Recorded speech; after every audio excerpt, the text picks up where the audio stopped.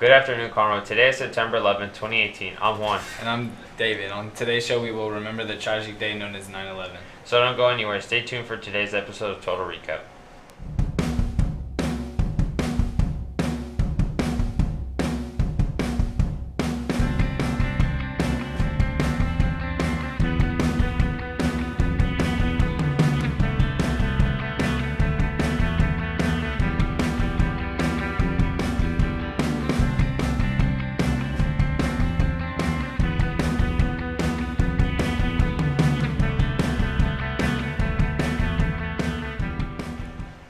Today, 17 years ago, the tragic event of 9/11 happened. We have a very special interview with Mr. Haibach, a native New Yorker who was only 45 minutes away from the Twin Towers at the time the attacks started. Let's take a look at that interview. Hi, how are you, Mr. Haibach? I'm doing well, thanks. How about yourself? I'm doing good. So I would like to ask you a series of questions, and hopefully by the end, I don't want these questions to be just questions. I want to be the questions that anyone would listen to. A student, maybe someone who would like to know what happened on that fateful day. Okay. So, where were you in the morning of September 11th, 2001? I was actually about 45 minutes north of New York City on a military base, West Point, the United States Military Academy. And I actually had just gotten off of work that morning. I took a split shift and was going to school at night, so I probably headed down to Dunkin' Donuts to get my morning coffee, and then eventually went back and got started on my work at home. Mm-hmm. So I was, just at home. Just at home. Normal day.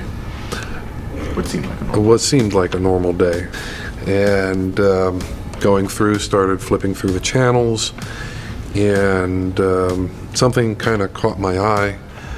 And I thought, oh, it's just a movie.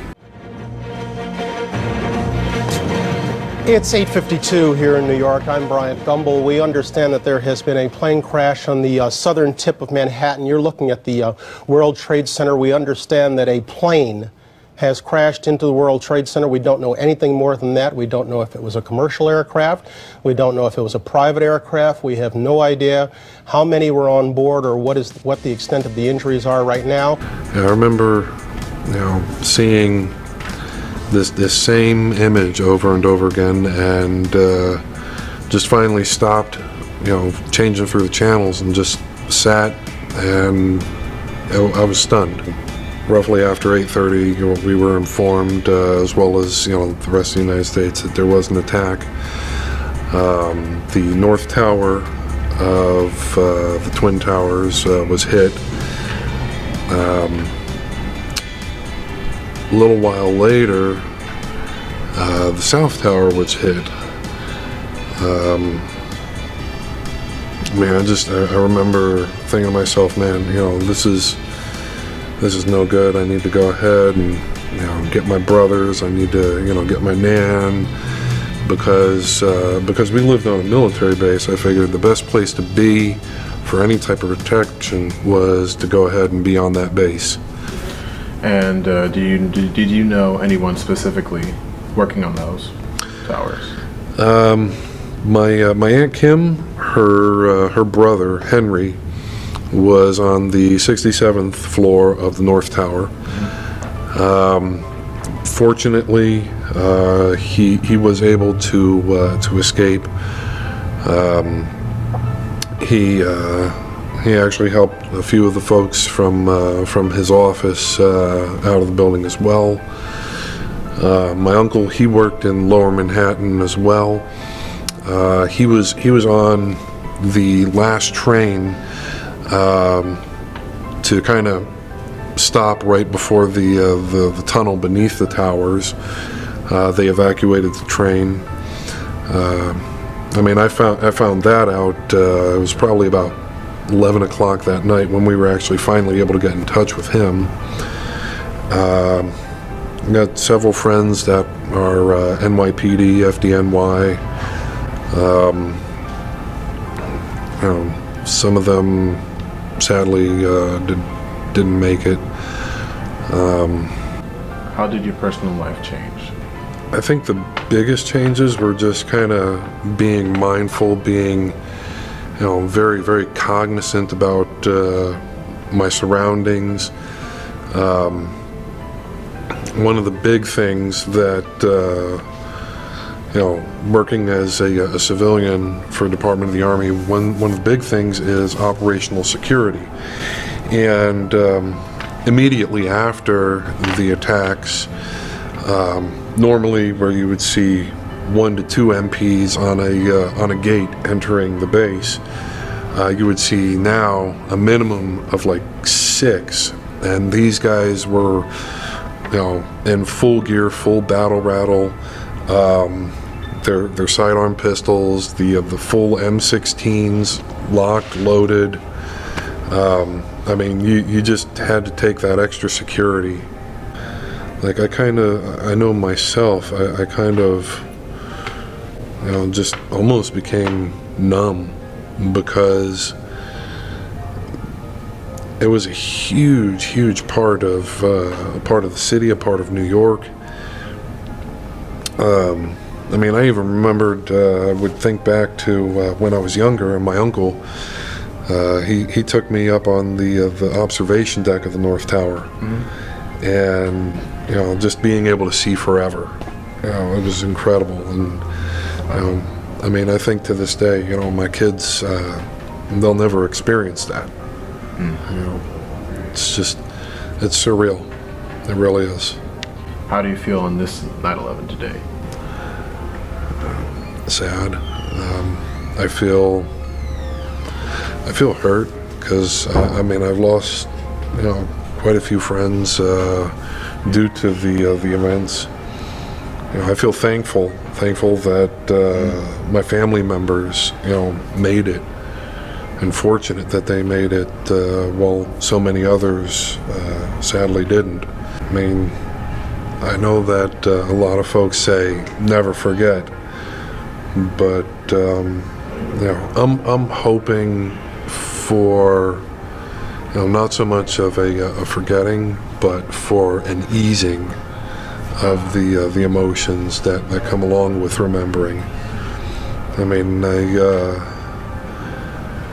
I visited the footprints, and it just, it brought back the same sense of sadness, and I'm sure it does something for everybody, something different for everybody. But I mean, I know I still feel the sadness of loss, of my friends. It just, it's not necessarily a day that I'd like to remember, but it is truly a day that will live on in infamy. We'd like to thank Mr. Haibach for sharing his story with us. Even though September 11 was a very dark day for U.S., we rose up stronger than ever. Darkness cannot drive out darkness. Only light can do that. Hate cannot drive out hate. Only love can do that. Thanks again, Mr. Haibach, for being our special guest. We'll be right back after this short commercial. Stay tuned for our first cooking segment, Cooking with Culinary.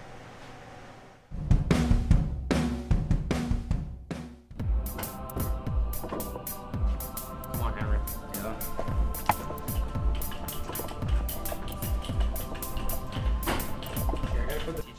Where you think you're going? This is my school. Why are you bullying him? Shut up. Give me your money. Okay. Jeez. Here. Henry, why'd you give him your money? It's just money. It's nothing important. Well, it doesn't matter now. Come help me pick up my papers. All right. Why'd you give him your money, Henry? Don't worry about it. You know what? I'll report it on my anonymous alert app. What's that? What, the anonymous alert app? Yeah, what does that do? What it does is that you can put in your number and report the incident that just happened. That's it? Yep.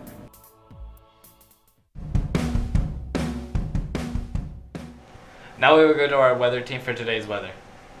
Thanks guys, I'm Angel, your weather anchor for today. Let's kick things off with the low today being 73 degrees and the high going up to 78.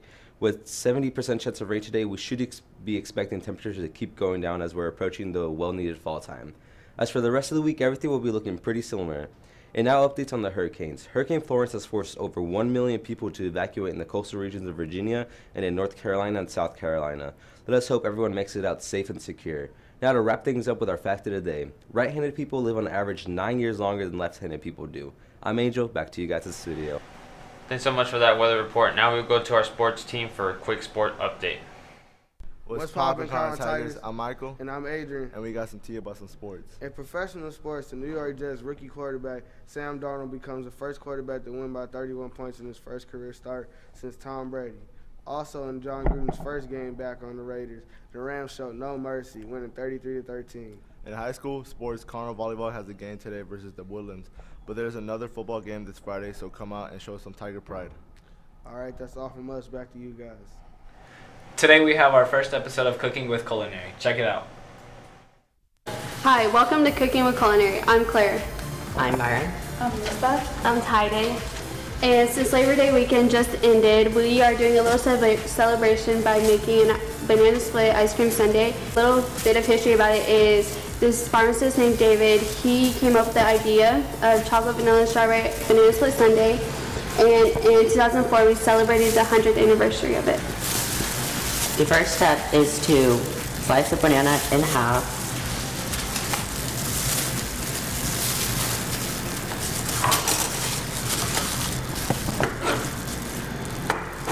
And then cut it into smaller pieces.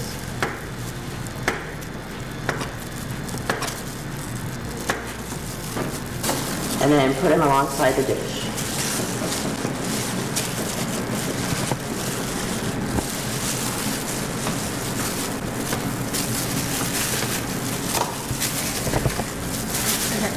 The next step is to get 3 scoops of ice cream.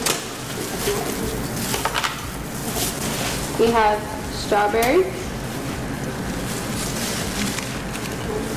We have vanilla.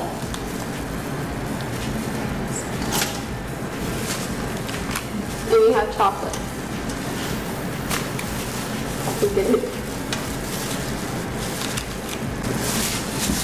The third step is to add chocolate syrup and drizzle it over the French vanilla and ice cream and strawberry ice cream. For the chocolate, you're going to add marshmallow cream.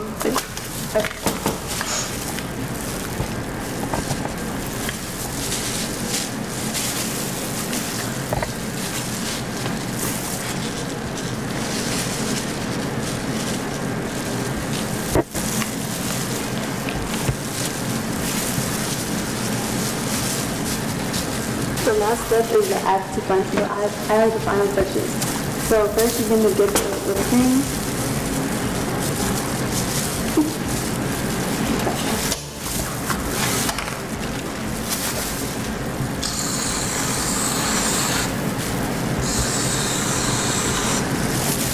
Now next is drizzle the chocolate syrup on top of the banana split.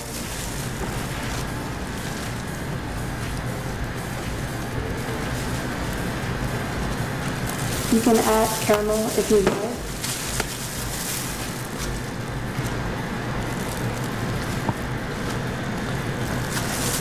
And then sprinkle peanuts.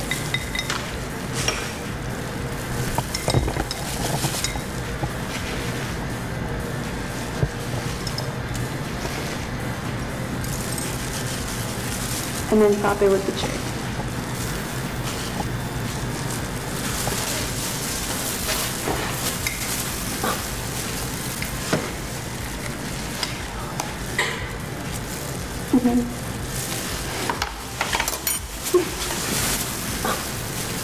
My name is Claire, and thank you for watching Cooking with Culinary. See you next time.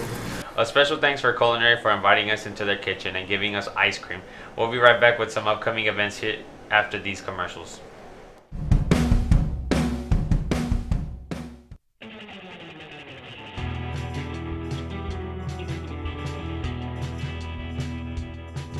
The football team is having their first home game this Friday, so come out and support.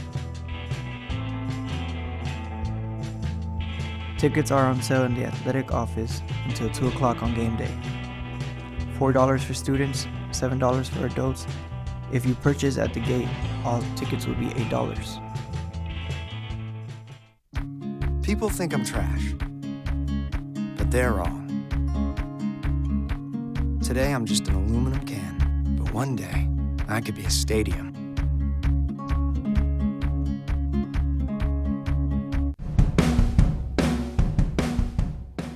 We want to finish up our newscast today with a few announcements. Interact meeting in the Rotunda at 3 p.m. tomorrow. Great for Academy students and NHS members.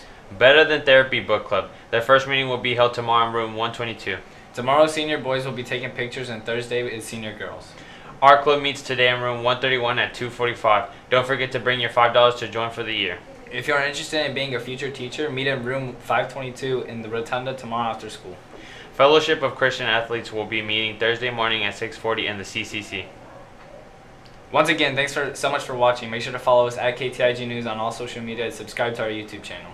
As always, CHS start strong, finish strong. Make sure to tune in tomorrow's KTIG News.